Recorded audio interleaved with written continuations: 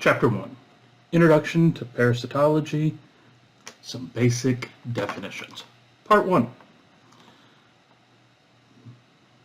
Now when it comes to parasitology, as in all sciences, there is a bit of a learning curve. There are terminology that is for us. Yes, it can be used in other areas of biology, but there are specific meanings here in parasitology that I'm going to take the time to define now so that in later chapters, once again, there's no misinterpretation. 3 of the terms I'm going to start off with: phoresis, mutualism, and commensalism. Okay? Whenever people say symbiosis, they immediately think kumbaya, all things working in harmony. But in actuality, when it comes right down to it, symbiosis just means two organisms interacting. There you go. How they interact is phoretic, mutualistic, or commensal. And we're going to see in part 2 of this lecture, parasitic. As you can see here, first one we're going to talk about is phoresis. Phoresis is an interaction of two or more organisms where one organism may not even recognize the fact that another organism's on them. They're just there. They like to call this the traveling together idea of symbiotic relationships. Examples, as used in the textbook you can find online, bacteria on the legs of a fly. Okay? Fly lands on poo, lays eggs that will later hatch into larvae, become maggots, whatever, but it picks up enteric bacteria that are embedded in the poo, and as it flies off, it now is spreading the bacteria elsewhere. Does absolutely nothing for the fly. Fly doesn't even recognize the fact that it's there. Same with your hands. Your hands are covered in bacteria. Do you gain from them being there? No. Do you benefit? No.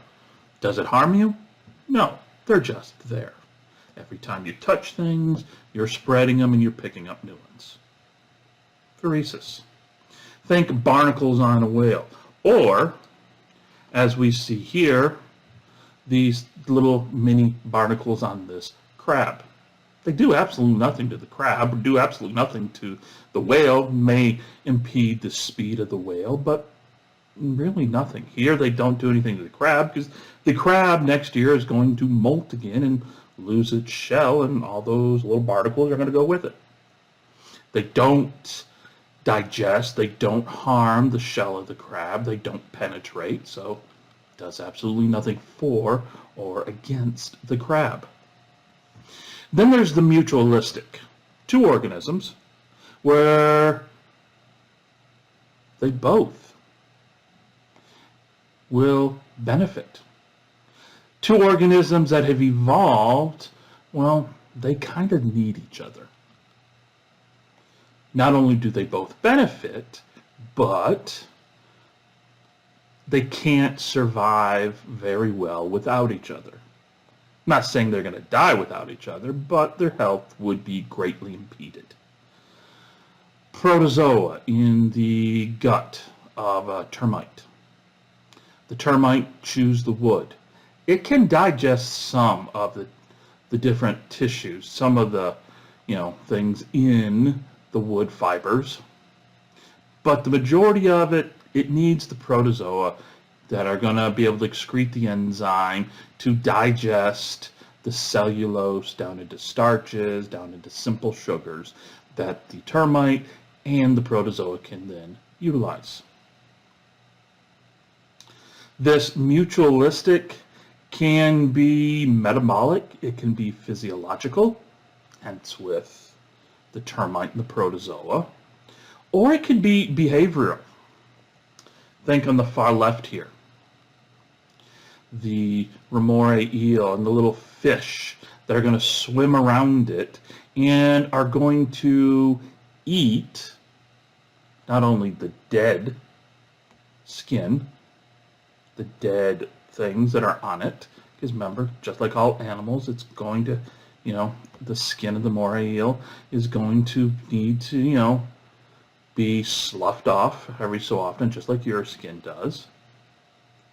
But also the parasites, the small parasites that are going to start attaching, that are going to literally start damaging the skin of said eel. Little fish, eat away. The little fish get food, the moray eel gets cleaned. Mutualistic. And then here, just to the left of my wonderful bald head, you see different birds that are going to be on said zebra. I don't know what species that is. I'm not an ornithologist. Never claimed to be. Why is this mutualistic? Well, the bird knows that there's going to be insects on the zebra, okay? There's going to be ticks. There's going to be fleas. It's not worried so much about the flies. Flies are buzzing around. It can't catch too many of those. But what it can do is get behind the ears and all these weird places and pick out the ticks. Bird gets meal. Zebra gets cleaned. Then there's also our third, which I talked about, commensalism. One species benefits, the other just gets nothing. Okay? Your gut bacteria. Yes, many of the species that are in your gut help digest the food so that you can absorb them. Others, they just are there to take up nutrients. Take up nutrients and take up space so that pathogens you may get exposed to when you eat, are going to be outcompeted. Great example you see here is the shark. There's always going to be some fish swimming around the mouth of the shark. Not to be food, but as the shark eats, food particles float away. Those fish eat away. Clean it up. Thing is, we've got to look at, when you're looking at commensalism, mutualism, and all this, you have to take into account who's facultative, who's obligate. Facultative basically means, you know what, while it's there, I'll eat the food that's coming out of the shark's mouth. While I'm swimming by, I see a little something sticking off the side of that moray eel. I can't eat the eel because it's 20 times my size, but I can eat that little thing sticking off of it.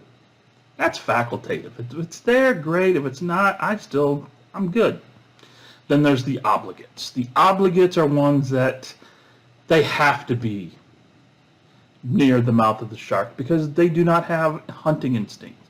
They are meat eaters themselves, but even though they're carnivorous, they don't have hunting instincts anymore. So they need to be there at the shark, and if they're not near a shark, they're going to starve. Obligate commensalism.